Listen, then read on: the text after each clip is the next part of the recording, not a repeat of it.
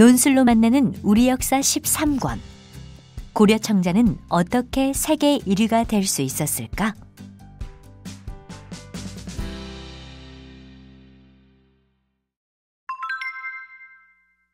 고려 청자 한 점을 위해 얼마나 공을 들였을까?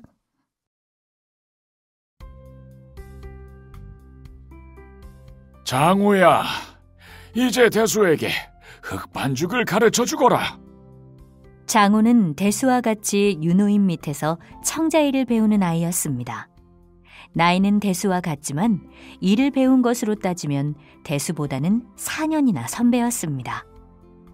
옆에 섰던 장우의 얼굴이 불그락 푸르락해졌습니다. 치, 대수에게 벌써 흑반죽을 시키시다니. 나는 처음 3년 동안은 흙은 만져보지도 못하고 나무만 해다 날랐단 말이야. 장우는 옆에 있던 돌뿌리를 세게 걷어찼습니다. 뭔가 기대하나 본데 난 아무것도 가르쳐주지 않을 거야. 네 마음대로 해봐. 대수는 이제 혼자 힘으로 흑반죽을 해야 했습니다. 대수가 흑반죽을 시작한 지 일주일이 되던 날, 스승님이 대수를 불렀습니다.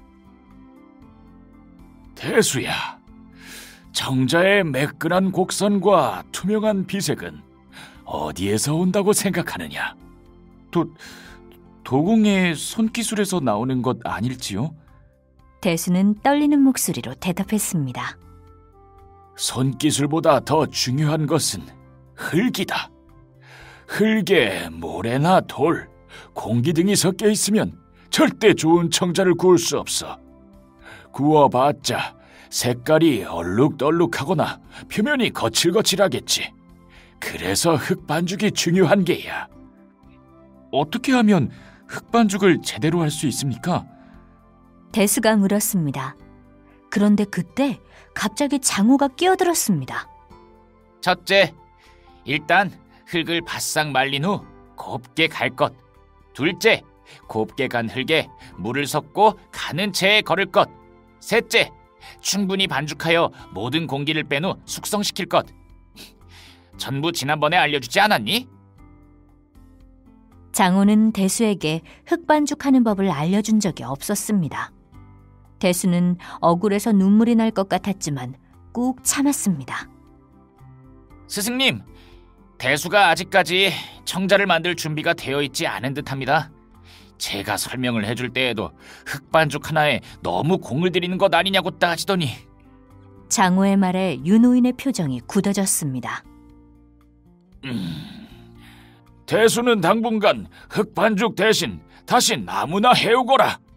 마침내 굵은 눈물방울이 대수의 양볼을 타고 흘러내렸습니다.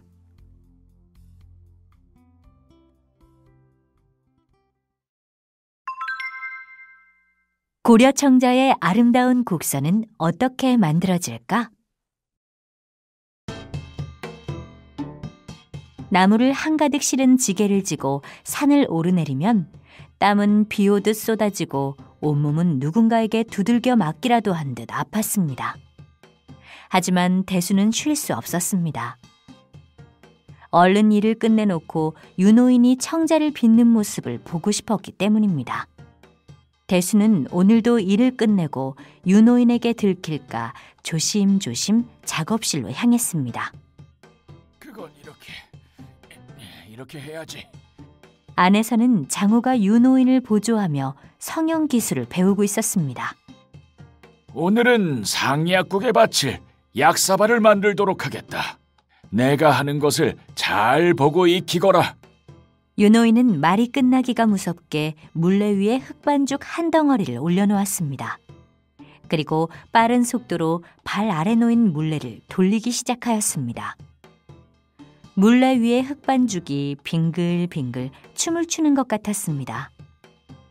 물레가 쉴 새 없이 돌아가자 윤호인은 물레 위에 흑반죽에 손을 갖다 대었습니다. 흑반죽은 윤호인의 손이 닿는 대로 모양을 바꿔갔습니다.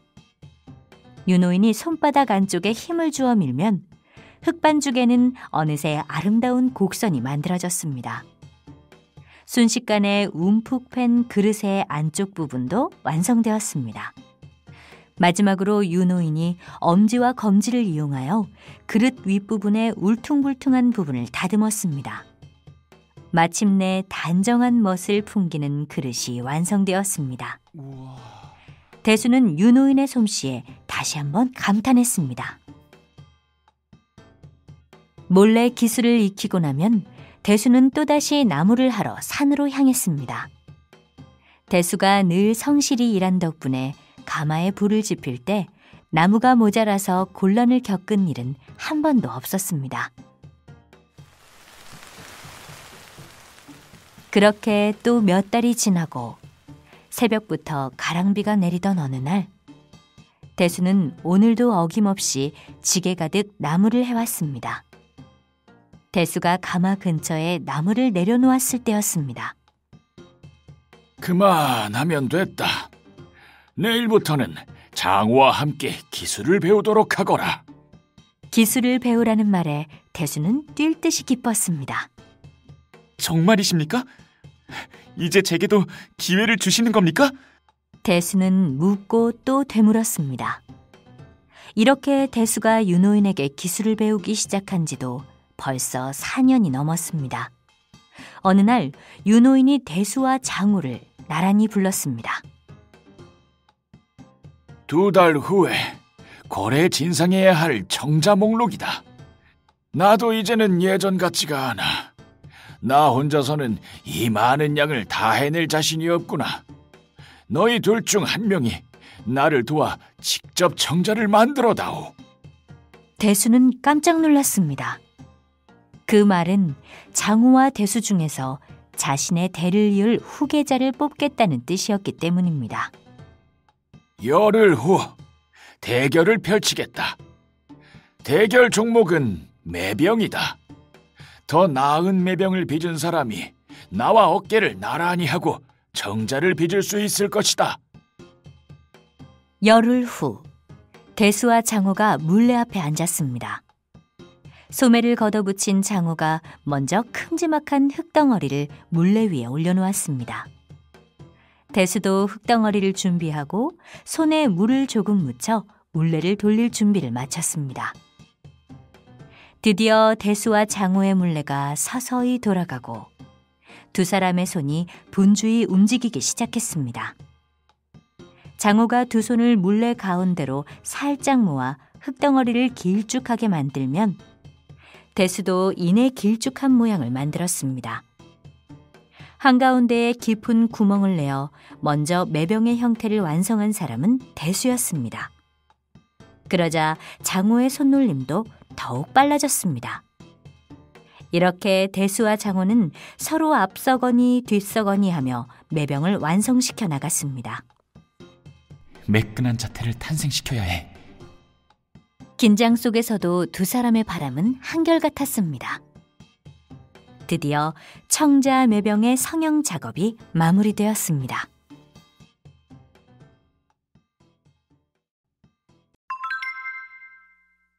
고려 청자를 실패 없이 말리려면 어떻게 해야 할까?